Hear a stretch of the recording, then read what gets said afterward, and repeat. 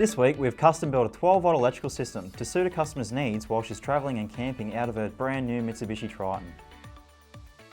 A customer has requested a 2000w inverter to run all 240-volt appliances whilst living on the road. To run a bigger inverter, we use two 110 Ah slimline lithium batteries to take up minimal space in the tub of the vehicle and still comfortably run a fridge and additional appliances. We've built a custom box to house the batteries and wiring, and mounted three 130-watt solar panels on the rooftop tent, running a cable back down into a 30-amp Victron regulator. That's almost 400 watts of solar on a four-wheel drive. Pretty damn impressive.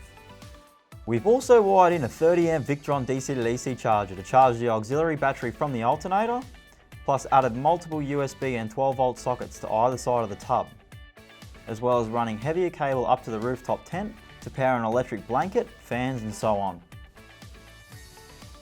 This customer will now be able to comfortably travel off the grid for as long as she would like.